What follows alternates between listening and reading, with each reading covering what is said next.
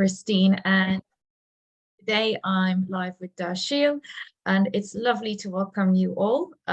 So Darsheel, welcome. It's an honor to meet you. Thank you. Lovely. It's great to be here. Excellent.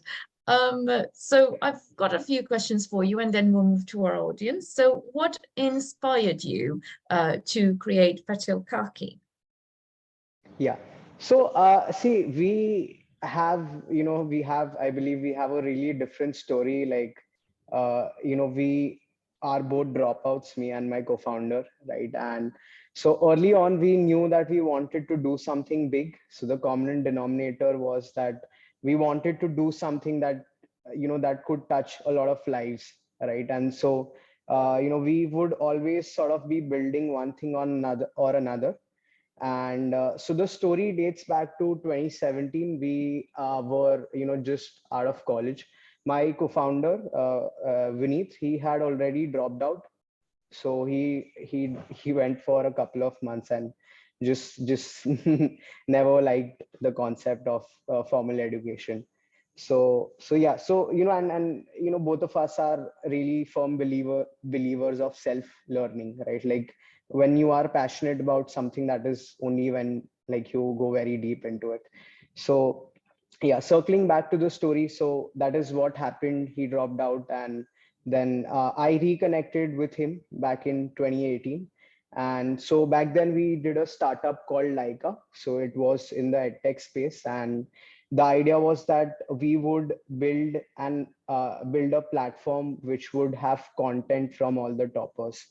So we built a team. We got a few people on board. We got a few videographers, got some people, some tutors, some toppers on board, created a lot of content. And so yeah, it was going well, but owing to the lack of experience and also the lack of funds, we could not manage to keep it afloat, right? So right after getting a few signups, we had to call it quits because we simply did not have the funds to take it ahead, right? And yeah, so post that, we started an IT services company, worked with a lot of clients across the globe, learned a lot of complex of learned a lot of uh, factors about how you build a product, how you take it from 0 to 1 and then beyond, and how does a product market fit work. And so these concepts really helped us get deeper into the product side of things. And Mhm. then tech got boring. It wasn't scalable, and like we were making enough to get by and have our needs fulfilled. So yeah, that's when we thought that okay, let's venture into product, because again the idea was to do something that could touch a lot of lives. So we were on a search. We were working with a few e-commerce brands, and so that's how it all happened. And we eventually found the product at home itself. That's amazing. And what about your family? So when you started the business, did you get the help from your family, or did you find any resistance? How did it all work out? Yeah, so since we were already doing something of our own, like I believe everyone had an idea that okay, like education is not happening, right? So it's got to be this or something else. So everyone had an idea that like we would simply end up doing one thing or another, like either this startup or something else. And yeah, so initially they did not, and we're not, uh, we are self starters, so we don't wait for anyone's approval, right? Like once we have an idea, it's like we just get going, right? So they did not stop us, but then eventually after that, after they saw that okay, like this is really gaining a lot of wind, that is when they started supporting. And then we also started asking for favors. So my family members and Vineet's family is obviously, everyone in his family is involved. So yeah, so definitely a lot of support and a lot of help and assistance. Okay, fantastic. And when it comes to marketing your business, how are you marketing it? I've seen your website and I think the marketing's great there, but how else are you doing it? Yeah. So initially, the 0 to 1 came from, Facebook, right? So, Facebook still stands as one of the best, platforms to market a product, right? And it's genuinely great. And since our TG is also slightly older, like people, in their 30s and 40s and 50s, right? So, Mhm. uh, Instagram is more popular among the Gen Z, but RTG is, more on, still more on Facebook, right? So that is how we got started. And to this day, we have experimented with everything. We've done Google, we've done a little bit of SEO, we've done a little bit of everything. But Facebook and, performance still stands as one of the main things. But yeah, offline is something that we have experimented. Like, we've done flyers, we've done, community events and stuff like that. But the kind of reach that you get digitally is just phenomenal, right? And it's simply amazing how just by, with a few clicks you can reach out to such a vast audience in such. And you get, like, it's like a plug and play, model, right? Wherein if you, it's so simple that if you want to reach out to, say, maybe 100,000 people, right, you just have a monetary figure to that, and you just change that metric, and like it gets going from there. Excellent. And do you have any plans maybe on going onto TikTok? Because right now TikTok is kind of exploding. Do you have any plans to do that as well? Yeah, so actually, I think, if I'm not wrong, TikTok is banned in India. Correct me Mhm. if I'm Oh, I wrong, but see. Okay. yeah, yeah, but yeah, it's certainly exploding all across Europe and the US as well. So we are also going to start with international delivery, not exports, Mhm. but international delivery. So we would still be processing all the orders from the facility that we have here in Bombay. So maybe then we could, explore, these other apps as well, right? So ultimately, like, whichever app has the audience is the king, right? And like every marketer would, would want to be on that app. So yeah, definitely on our checklist. Okay. And with regards to the delivery time, your international delivery time, how do you make that so efficient? Yes. So actually, we're in 2023, and thank God, delivery and logistics entirely has become a lot easier. I wouldn't say it's as efficient, but it has certainly become a lot easier. For a company like ours to be able to, deliver products in the US, or say the Europe, right? It has become so much more easier, given to the fact that there are like too many options that are available in the market, and this wasn't the story back, say, like maybe 5 years ago, right? So now options are available. I would not want to comment on the efficiency, because I still don't have complete faith in that, but it's good. Like, it's reliable. That's something that I can confirm. Okay. And how was your experience pitching your startup in Shark Tank India? I saw your video clip and understood most bits where I could. Um, but how was your experience there? It was actually amazing. And so I always share this piece of information with people, right? People always approach us and ask us like how it felt to be there on the stage, right? But the funny part is that we have pitched to maybe like hundreds of people, right? And it's no different than a pitch that you would have maybe in a small meeting room, right? Somewhere in your office, right? So it's not as dramatic as it is felt when you watch it on YouTube or on TV, right? It's very simple. You just walk in. Obviously, our chests were pounding, right? And we were very nervous at the moment. But the minute we walked inside, and the sharks were also very welcoming. So the moment, there was like, a moment of silence, right? And just one of them, I think Aman just said something, and it just got us all laughing, So yeah, it was a phenomenal experience. It's not an everyday opportunity that you get to, engage and meet such great personalities, right? But yeah, it's pretty simple. Like I said, it's no different than a normal pitch. Like cameras aren't in your face, how it appears on the show, how when it airs. But yeah, it's pretty normal, and it's a great experience altogether. Excellent. And now that you have got your funding and people know Hmm. your name, how does this make you all feel? Yeah, so the very first thing that obviously apart from the enormous marketing that that the show has brought us, right?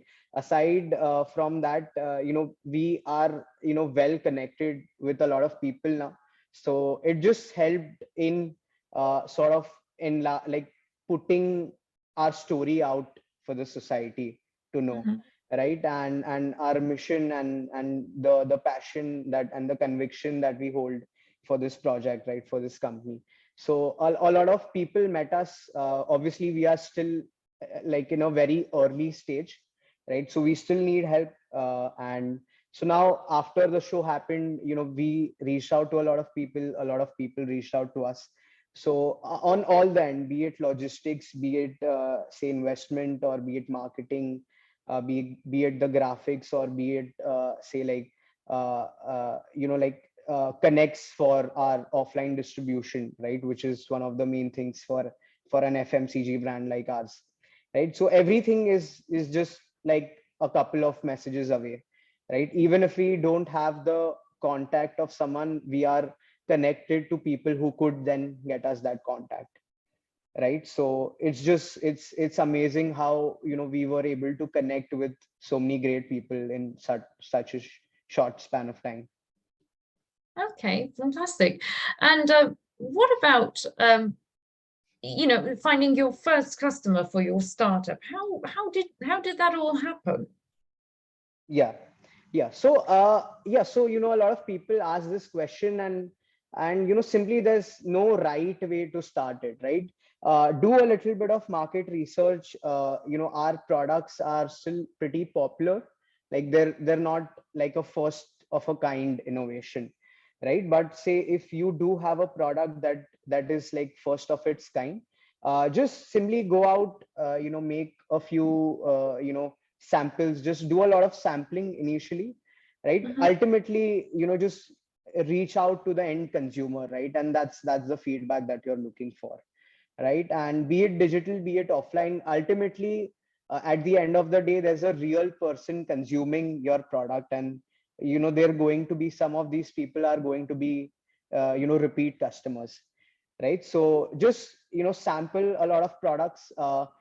Initial phase, you should go for very very high ratings, like something that is like for us, we are a food brand, right? So for the most important metric is like the time when the product or that one, once that package is opened to when the time it is consumed, right? That time is important. So if it's a product that is so great that it's so tempting that people just consume it ASAP, like like there's just like they would like the entire family would just gorge on it and finish the product. So if that's a sign that your product is giving, then it's a great sign. And if maybe your product is not consumed so quickly, then maybe mhm. it's a sign that it needs some improvement, right? The metrics again differ from product to product, but yeah, for us that is something that we consider. And also repeat purchases, right? How often does your product get repeated? How many one time consumers do you have, and how many repeat consumers do you have? So simple metric is like every 100 people you add, how much of that, how much percentage are you able to retain from that, right? So and that gives you an idea about like how successful the product is going to be. Okay. And what is the vision of your startup in the next 5 years? Yeah. So, pretty interesting. I love talking about this. Absolutely. So, see, the idea is that we want to be, again, this is very far fetched, but the idea is that we want to be like an umbrella brand. We want to Mhm. we've got some numbers in place. So after we scale the business to those numbers, we want to have a house of brands model wherein we have a product. So the one line sentence that we have is that Patil Kaki is a one stop solution for all your snacking needs, right? So we want to, and we are perfectly positioned in a way wherein we could also do kids snacking, we could also do the traditional ethnic snacking like how we call it here in India, and also like office or pastime snacks like you have your sort of chips and puffs and stuff like that, right? So maybe the names and the positioning would be slightly different, but we want to scale our manufacturing facility and then go on this house of brands model and just have a phenomenal like brand positioning and recall for the brand name. Okay, brilliant. Um, so with regard to your relationship with Vineet, so Hmm. how did that all evolve? Yes. So, yeah, we were in the same school, but we never actually spoke, right? He was that nerd, who would, always be, into studies. And I think around eighth grade, so he was like, we were both really good at studies, like Mhm. not the kids who would always come first or second, but yeah, we were in maybe like the top five or top 10, right? So we were both great at studies. And then around eighth grade is when his grades started to dip, like he started doing bad, and that was because he was coding. So like his brother was pursuing computer science. He was doing some course, and so he had like gotten some books home. So this guy just picks up a book one fine day and like sort of gets and given that the nerd he is, right, he just gets very engrossed in that. And so he made that was his career start. Like he made Facebook, he made a replica of Facebook, he made some other things, right? Mhm. So that's how his journey started. I was not sure about what I wanted to do, so I was more like the standard kid, right? Mhm. I was good at studies, so like my family had really high hopes, but I wasn't the best, so I could not have a chance to get in the best colleges maybe, Mhm. right? So I figured out that I would do finance, but yeah, I wanted to do business. Like that was like clear from day one. So maybe that journey could have been different, but I don't think this journey is nothing less than like interesting. Amazing. And what about your Shark Tank investment? So what purpose did you use that for? Yeah, so we are going to deploy the funds. See, it's a very small amount, right? So, Shark Tank doesn't, always get you the valuation that, that private investors would get you, right? So, generally, it's a trend that, most Shark Tank companies, they go and pitch for a very small amount, right? So, this amount would just be utilized like, any if you would have raised outside capital, right? Mhm. So the current breakup, we are raising a 1.5 crore round INR, and so yeah, so the breakup is that we are going to devote some of that into research and development in launching new SKUs. Some of that is going to go in the capex, the capital expenditure and the Mhm. machinery and the stuff that is going to be required for the new facility. And yeah, and the rest would obviously be used in team building and marketing. Okay. And if you had to give one piece of advice for any inspiring entrepreneur, what would you say? See, there are just too many factors, so I wouldn't want to dig down on anyone, like go deeper into anyone. But just know that like if you have a firm belief, if you know that like you've got a great idea, like just go after it. Like no regrets. You've got only one life, and like us, like we never even pictured that, we would be at this stage, right? And we aren't we just like, we're just like you guys, right? We're everyday normal people. We went to average schools. We've had a average background, right? So, but big things can happen. Just have that belief, and just have that want to do something genuinely good, right? Whatever space you are in, maybe it could be product, or it could be a tech product, it could be anything, right? But whatever idea that you decide you're gonna go and solve, right? Just have a great conviction, and don't give up. Like that's very important. There could be like the worst days, but don't give up. Keep at it, and you'll land somewhere. Even if you fail, you will have a good restart. Like you'll be at a stage wherein you could be able to restart a lot faster compared to if you didn't try at all. Good, excellent. Thank you very much for that. So does our audience have any questions that they would like to ask Darsheel whilst we have him here?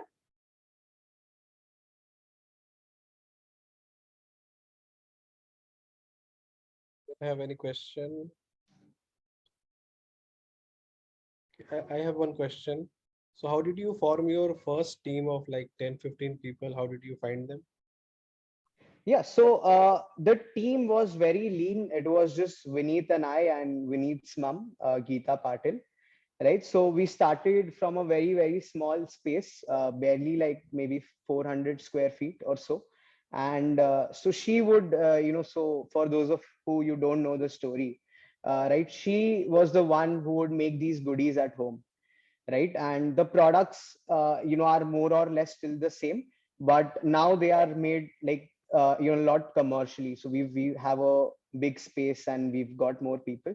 But when we started, it was just like, so the very first product, right? So maybe like the first, maybe say 10-20 batches that went out, right, were made by her. And then eventually, as the demand spiked, we kept on adding more and more people.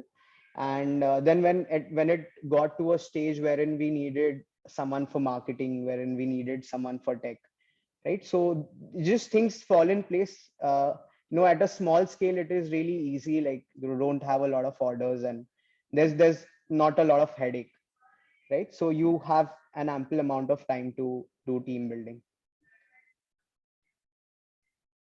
And when you see people, let's say, not working or like not disciplined or otherwise, how do because you see, it's like employer Hmm. wants the employee to work more, Hmm. earn less.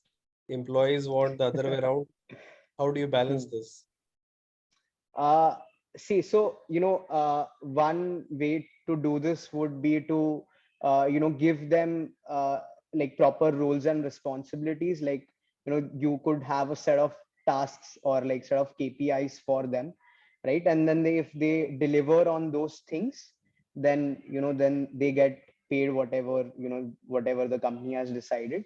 And so like again, employees for us are in two categories. First, we've got the blue collar workers, right, who work on hourly basis, right, who work for on like an hour on hour basis, right? So for them, we've got set SOPs. Like, so if you're working for 2 hours on an X product, you are expected to have a Y output, right? So if that is not met, then maybe they would have to stay back and get it done, right? But they're not like exploited. Like it's fair. We take out averages. Like say 5 people are doing generating an output in say in 30 minutes, right? Then we would expect everyone else to as well. And for our core team, for marketing, people in growth, and people maybe say HR and customer support and operations, for those people we have KPIs. So like if they perform well, then they get a raise, and vice versa. And if they don't perform, they're kicked out, of course.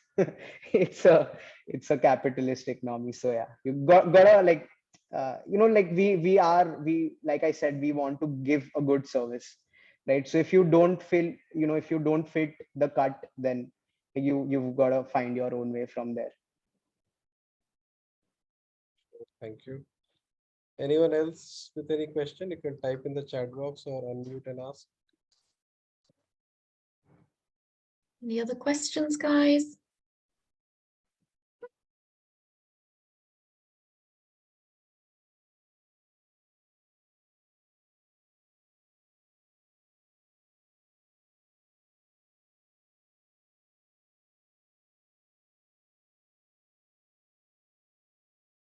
I'll ask one more. What's your ultimate aim as Hmm. a vision of the company or the final goal? Yeah. So yeah, I will speak about the larger goal. Like I think I've already spoken about like where we want to be, like in terms of like revenues and like the product line and everything, right? So we want to use this brand for a cause. So we want to have like a food for cause concept wherein maybe we give back. India isn't growing at, I mean, it is growing phenomenally, but there is a lot of income inequality still, right? So maybe with the kind of resources that we would have then and that we have even now, right, we could just give back to the society in a way, right? So we have planned, so we've recently tied up with Feeding India, right? So Feeding India is an NGO by Zomato wherein they track the BMI. So how traditionally NGOs would work is that you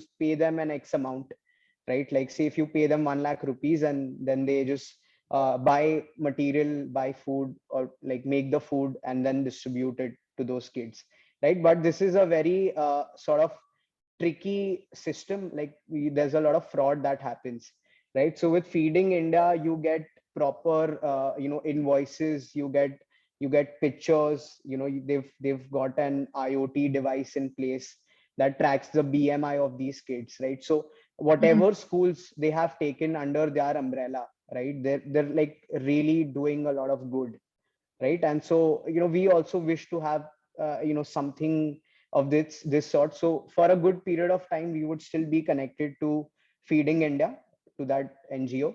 And maybe once we reach good numbers, then we want to do something of our own. So that's the idea, just Feeding India, like how the NGO says. Fantastic.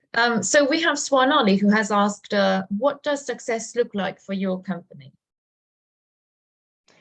Success for us would mean that all the stakeholders are happy, right? Like this is like has been recently observed, right, that some companies manage to keep their customers happy, some companies manage to keep their employees happy, some companies manage to keep their investors happy, right? So the idea is to keep all the stakeholders happy, right? Like every single person, it could be an investor, like the prime investor of the company, or it could be someone like a delivery partner, right, who's just there for a couple of months, right? Every person that ever gets associated to the brand should have a sense of pride and should have a sense of fulfillment, in a way that they realize that okay, like this company is like really doing something good, right? And it's like it doesn't simply exist for the money or for the capital gains, right? So I think that is a very good metric that And that we have. what is the biggest challenge your company is facing as of now? Right now, since we encountered a lot of growth in a very short span of time, we had to face a few issues with logistics. The product, processing took a hit, right? Since like you have to scale it up that fast, right? So we also like paused the orders for a brief period of time. But then both things are wrong. Like saying no to business is as wrong as taking an order and not being able to fulfill it, right? So there always has to be a balance between demand and supply, and like that is something that we are struggling with as of now, right? So and it's given that we none of us come from a heavy food background, right? Like someone who would be into food for like a couple of years would be able to handle these things much better than us. But yeah, we are working with the right advisors, the right consultants. So yeah, eventually, sooner or later we'll figure it out. And Kamlesh asked, who are your existing competitors and what makes your model stand out? Right. Yeah. So again, this is a very good question, and this question is always a deal breaker whenever we pitch to someone, right? That it's so common that like just about anyone could do it, right? So I'll speak about the closest competitor that we have right now is Chitade Bandhu.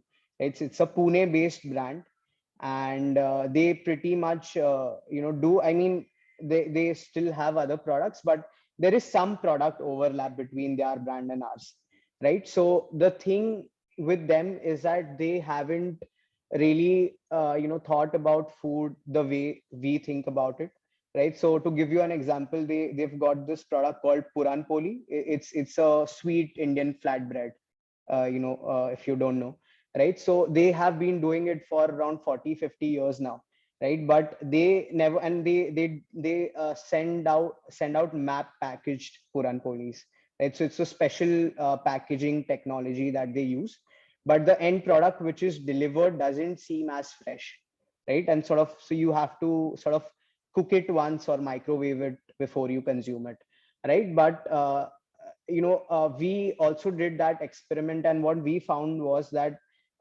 Indians don't function like the West, right?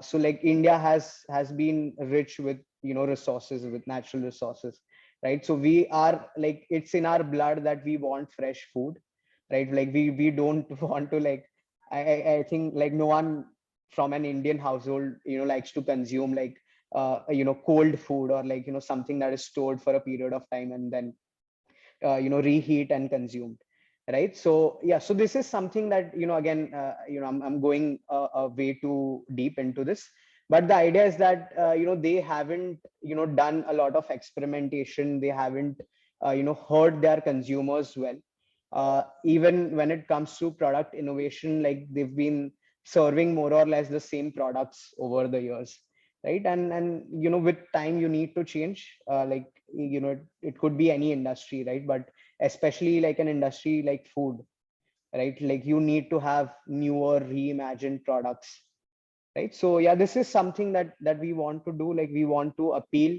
to the slightly older audience with our traditional products, and then have something for the Gen Z, or for like people in the age range of say like 15 to 25 as well. Excellent.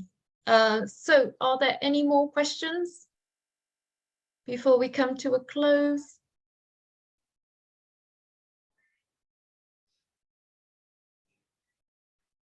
Okay, I think that is it from our audience. Thank you Okay. very much for taking the time to answer our questions and taking the time to be with us this evening. It's been wonderful and an honor having you here, and I look forward to seeing your products. Likewise. Thanks a lot for your time, and you Thank you guys you. were really patient. Thank you for being a good audience. Yeah. Thank you, guys. Have a good evening. You as Goodbye. well. Bye. Bye.